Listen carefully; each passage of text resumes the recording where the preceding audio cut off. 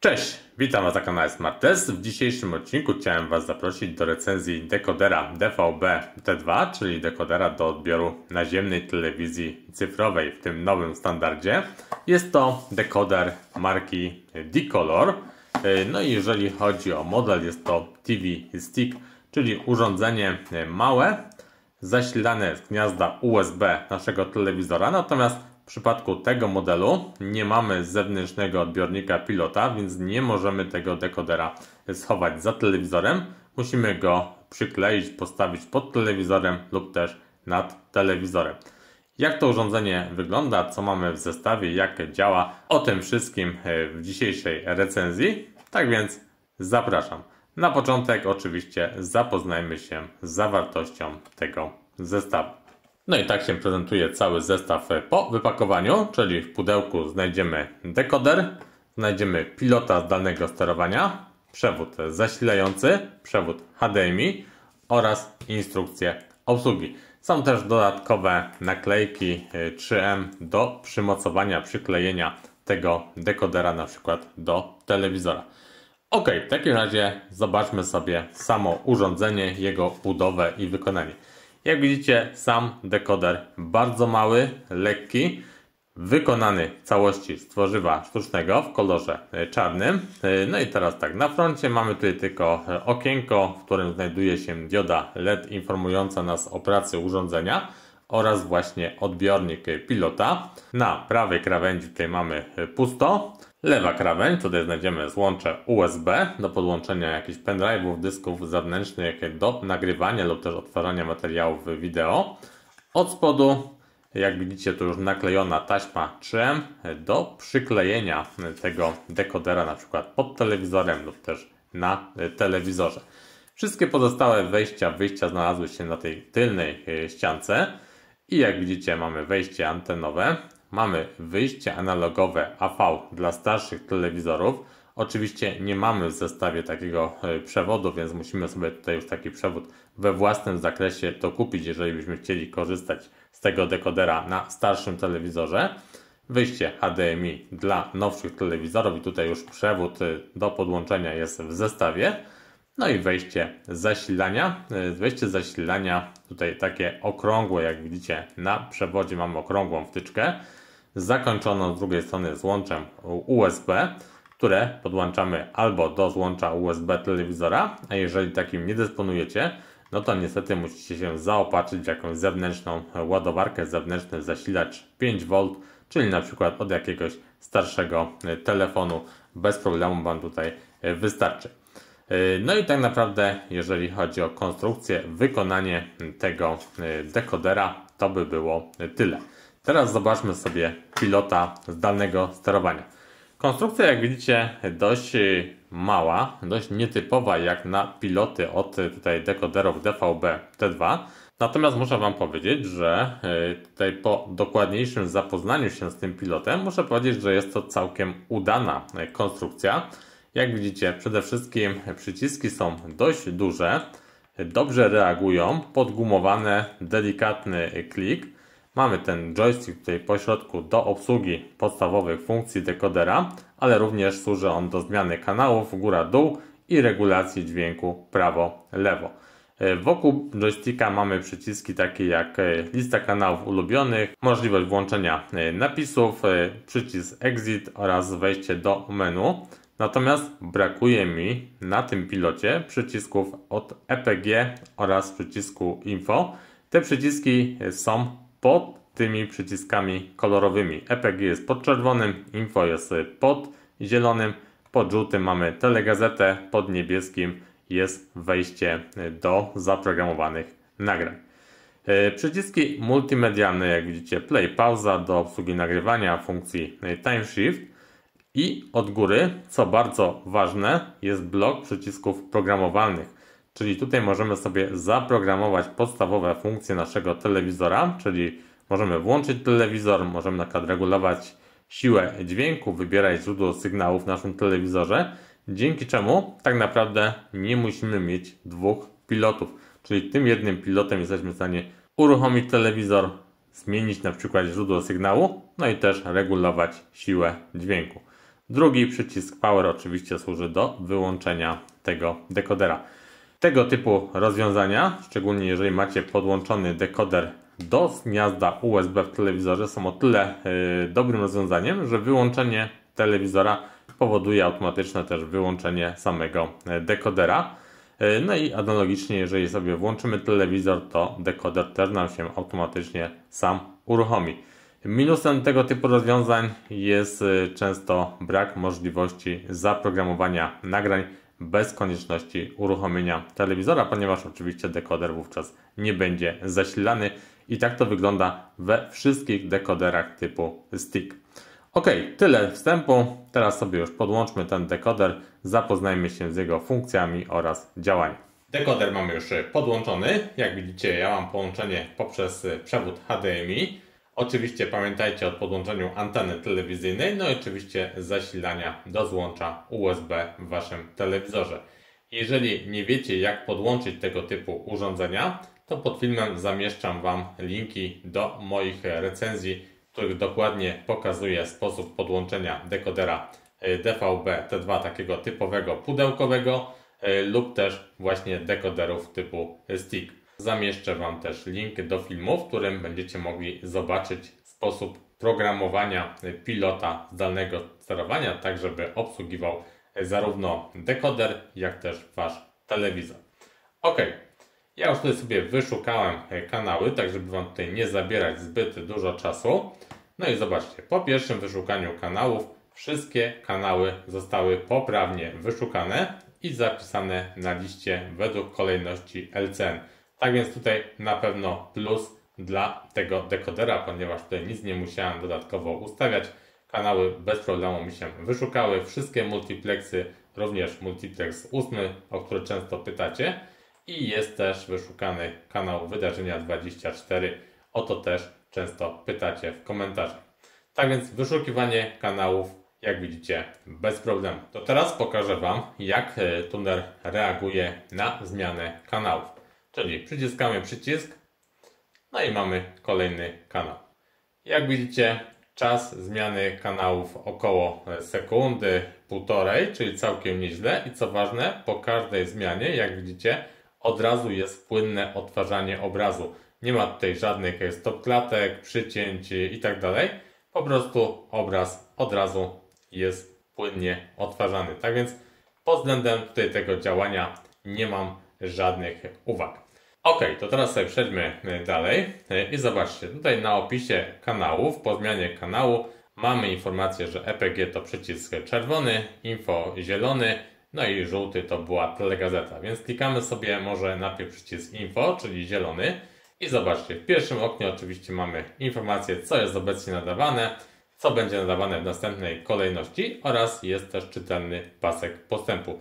Dużo informacji, informacje o rozdzielczości obrazu, o kodeku, jakim jest kodowany dany kanał, czy jest nadawana telegazeta i tak dalej. Są też tutaj parametry tego multiplexu. Ok, drugie przyciśnięcie rozwija nam tutaj opis pozycji programowej i opisy, powiem wam, że całkiem nieźle, tutaj akurat na tym kanale tego nie widać, ale jest zawsze kraj produkcji, są aktorzy, jest opis, zaraz wam to jeszcze pokażę na innych stronach. Tak więc do tego opisu EPG nie mam żadnych uwag. Trzecie przyciśnięcie przycisku info. Mamy poziom siły sygnału, jakości sygnału oraz współczynnik BER. I muszę wam powiedzieć, że przynajmniej po tych krótkich testach, jakie miałem okazję przeprowadzić, to wydaje się, że głowica w tym dekoderze jest bardzo dobrej jakości. Nawet przy słabszym sygnale, przy gorszym ustawieniu anteny mamy bardzo dobrą jakość sygnału, bardzo dobre parametry techniczne, ale oczywiście to wszystko zależy od tego, gdzie mieszkacie, jak daleko macie do nadajnika, jaką anteną dysponujecie, więc tutaj u was może być to zupełnie inaczej. Ok, przycisk czerwony to jest EPG. No i teraz jeżeli chodzi o EPG, to jest ta forma taka dość popularna w dekoderach DVB-T2, czyli podgląd obrazu tutaj w tym małym okienku, następnie lista kanałów, no i informacje, co na danym kanale jest w dany dzień nadawane. Oczywiście tutaj możemy się poruszać po tych opisach, możemy sobie tutaj klikać, wybierać sobie podgląd na każdym z tych kanałów. Natomiast zobaczcie, jeżeli sobie na przykład teraz zmienimy tutaj kanał, żeby sobie podglądnąć, co jest obecnie nadawane na przykład na kanale Puls 2, to niestety automatycznie też w podglądzie zostajemy na ten kanał przeniesieni. I teraz zobaczcie, jeżeli chodzi o opisy, tutaj mamy już więcej informacji. Tak jak wspominałem, mamy reżysera, aktorów, rok produkcji, kraj produkcji, mamy pełny opis, tak więc te opisy myślę, że całkiem niezłe, natomiast ten minus, że jeżeli chcemy sprawdzić, co jest na innym kanale, to niestety w tym oknie podglądu od razu zostaniemy na taki kanał przeniesieni. Z tej pozycji oczywiście możemy sobie programować nagrania, przycisk czerwony i możemy sobie ustawić, czy ma być to tylko odtwarzanie, czy też nagrywanie materiału wideo na pendrive'a. Zaraz sobie do tego jeszcze nagrywania wrócimy. Ok, to teraz sobie przejdźmy do menu tego naszego dekodera i teraz jak widzicie mamy tutaj kilka możliwości, jeżeli chodzi o ustawienia. Pierwsza ikonka to jest wyszukiwanie kanałów. Kanały możemy wyszukiwać zarówno z telewizji naziemnej, mamy tutaj głowicę DVB-T2, ale mamy też głowicę DVB-C, czyli możemy wyszukiwać kanały telewizji kablowej. Jeżeli chodzi o samo wyszukiwanie, to mamy tutaj oczywiście wyszukiwanie ręczne i automatyczne. Możemy filtrować kanały po tylko niekodowanych, możemy wyszukiwać wszystkie kanały. Mamy też możliwość zarządzania funkcją LCN, ona domyślnie jest włączona, dlatego te kanały są ustawione w tej kolejności LCN. Natomiast jeżeli byście chcieli budować własne listy kanałów, zmieniać te kanały na liście, to wówczas pamiętajcie, żeby tą funkcję sobie wyłączyć. Zasilanie anteny możemy włączyć i wyłączyć, no i w tej zakładce tak naprawdę to jest wszystko. Druga zakładka, edycja kanałów i tutaj możemy oczywiście sobie te kanały na liście przesuwać, góra, dół, układać według własnej kolejności, pomijać jakieś kanały, usuwać, blokować.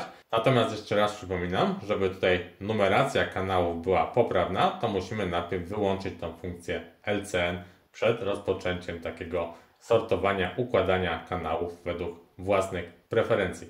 Oczywiście możemy też dodać kanały do listy kanałów ulubionych. I teraz zobaczcie, mamy tutaj kilka takich list już gotowych, przygotowanych. Niestety nie są przetłumaczone te opisy na język polski. I możemy też sobie dodatkowo tworzyć swoje listy kanałów. Jak widzicie, jest ich tutaj 23 dodatkowych plus te kilka, które są domyślnie utworzone. I dodajemy sobie do jakiejś listy wybrany kanał, czy też do kilku takich list. I w ten sposób sobie tworzymy listy kanałów ulubionych. Tutaj myślę, że z tym nie będziecie mieć żadnych problemów, więc sobie tutaj wyjdziemy bez zapisywania. Przechodzimy sobie teraz dalej do ustawień. Tutaj oczywiście wybór języka menu, języka audio, ścieżek dźwiękowych, telegazety itd. Następnie ustawienia AV i tutaj zobaczcie, możemy sobie ustawić rozdzielczości od 480i do właśnie 1080p przy 60 Hz. Następnie współczynnik telewizji 16:9, 4:3, proporcje albo ustawiamy automatycznie, albo też tu mamy do wyboru PanScan, panorama, poziom głośności. Możemy sobie ustawić właśnie ogólny dla wszystkich kanałów lub dla wybranego kanału jakiś inny. Wyjście dźwięku SPDIF przez HDMI, dźwięk AC3 tryb auto, dekodera i obejście audio AC3. Następnie wyjście to analogowe TV z kart, sygnał CVBS lub też RGB. No i możemy tutaj włączyć i wyłączyć audiodeskrypcję, jeżeli z tego nie korzystamy. Ustawienia samego OSD, tutaj możemy regulować przejrzystość, czas wyświetlania i czy przy zmianie kanału ma być obraz zatrzymany, czy też ma być tutaj jakaś stop klatka. Blokada rodzicielska, tutaj klasycznie możemy ją włączyć, wyłączyć, zmienić hasło do takiej blokady. Ustawienia czasu, zarządzanie nagrywaniem. No i może teraz sobie podłączmy tutaj jakiegoś pendrive'a.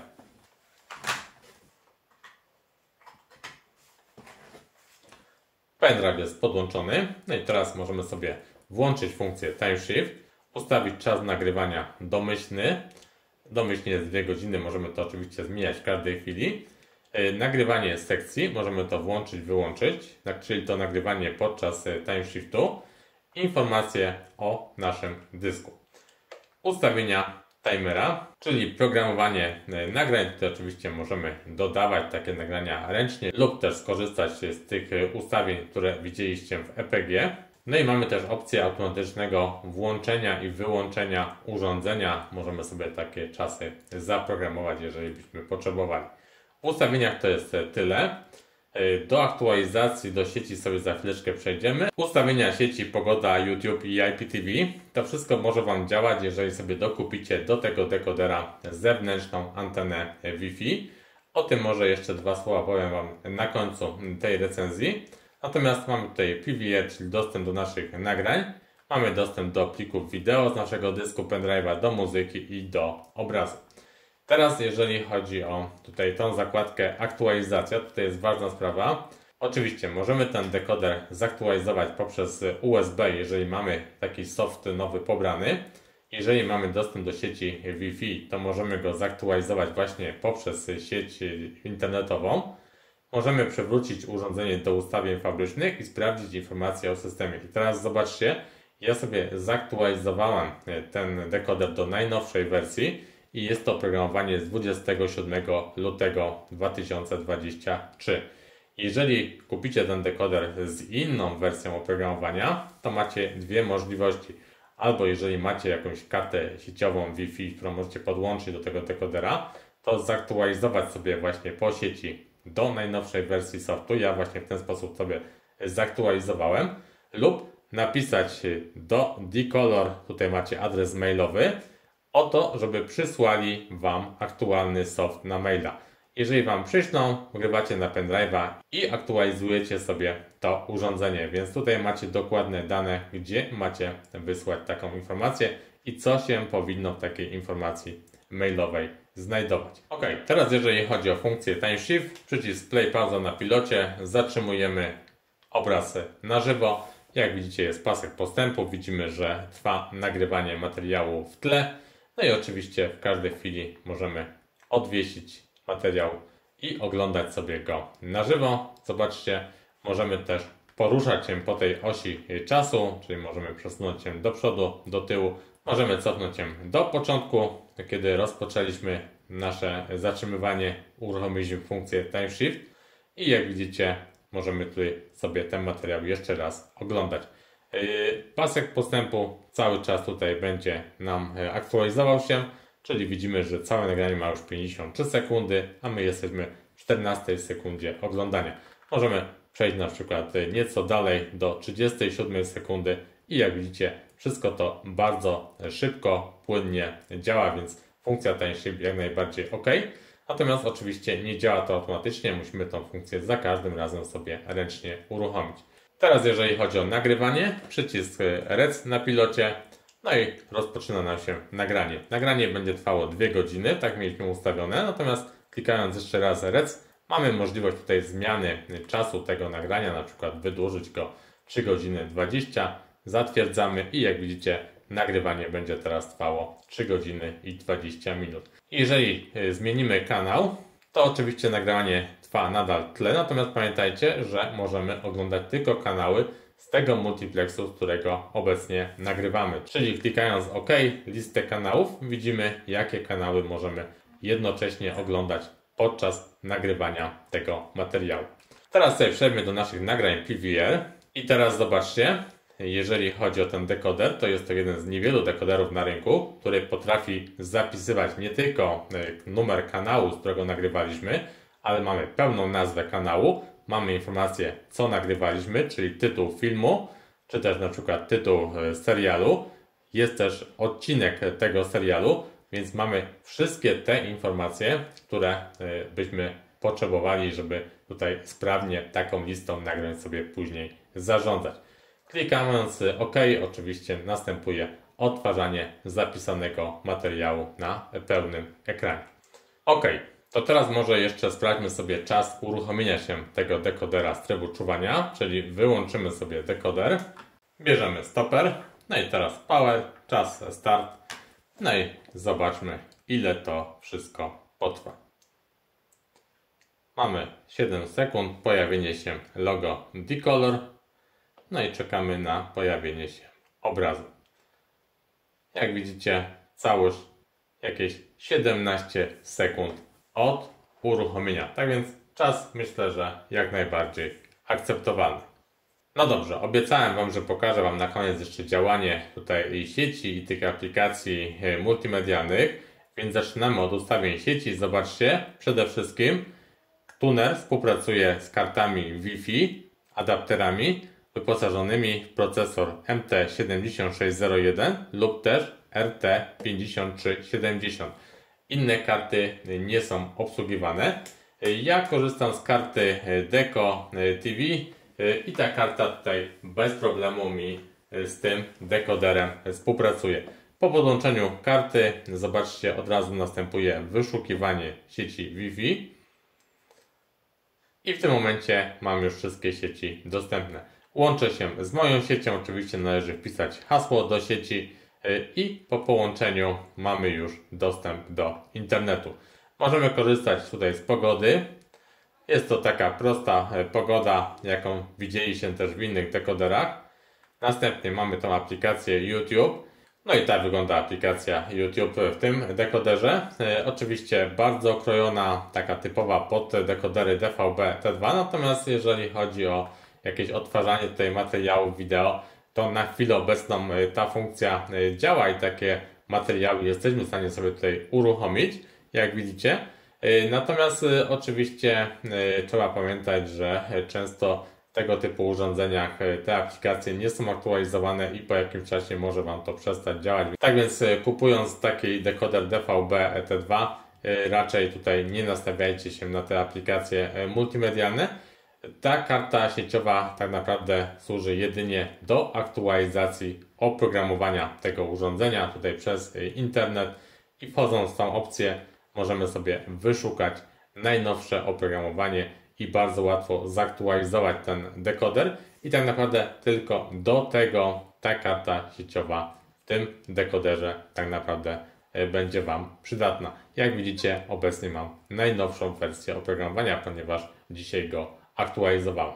Ok, i to by na dzisiaj było tyle, jeżeli chodzi o tę recenzję dekodera D-Color TV Stick. Jak widzicie, urządzenie małe, zgrabne, bez problemu możemy go zamontować gdzieś pod telewizorem, na telewizorze. Mamy też całkiem udanego pilota zdalnego sterowania z blokiem przycisków programowalnych, dzięki czemu będziemy mogli jednocześnie obsługiwać tym pilotem zarówno telewizor, jak też dekoder. Sama instalacja bardzo prosta, wyszukiwanie kanałów, jak widzicie, też bezproblemowe. Wszystkie kanały nam się poprawnie wyszukują z wszystkich multiplexów. Są ułożone według kolejności LCN, więc też na pewno na plus. Możemy oczywiście sortować kanały, tworzyć listy kanałów ulubionych. Dobrze wygląda też tutaj ten przycisk info, czyli te informacje programowe. Mamy tutaj dużo informacji. Nieco gorzej może tutaj, jeżeli chodzi o EPG, ponieważ jest tutaj w tej formie, którą nie wszyscy lubią, nie wszyscy preferują. Natomiast jego czytelność tutaj, jak widzicie, jest też bardzo dobra, więc tutaj nie mam jakichś większych też uwag. Na pewno też duży plus dla tego dekodera za działanie funkcji TimeShift, za nagrywanie materiałów wideo. W nazwach mamy nie tylko informację, z którego kanału nagrywaliśmy, ale też pełną informację, tytuł serialu, numer odcinka i tak dalej. Więc pod tym względem jeden z ciekawszych dekoderów. Oczywiście dekoder nie ma obsługi HBB TV, nawet po podłączeniu tej anteny Wi-Fi. No ale na rynku mamy obecnie tylko dwa dekodery, które tą funkcję obsługują, no i one są oczywiście zdecydowanie już droższe, to już jest w ogóle inna półka cenowa. Tak więc o tym tego wspominam tak informacyjnie. No i cóż, ogólnie dekoder zrobił na mnie bardzo pozytywne wrażenie, więc jeżeli szukacie taniego dekodera w cenie około 100 zł, który będzie poprawnie wyszukiwał kanały, szybko działał, miał dobrą jakość wyświetlonego obrazu, no to wydaje mi się, że tutaj jak najbardziej możecie się zainteresować tym dekoderem. Z mojej strony na dzisiaj to będzie już tyle. Ja Wam bardzo dziękuję za uwagę. Jeżeli materiał Wam się podobał, to oczywiście jak zwykle proszę Was o łapki w górę, o subskrypcję kanału i do zobaczenia już niedługo w kolejnych recenzjach na kanale Smart Test. Cześć!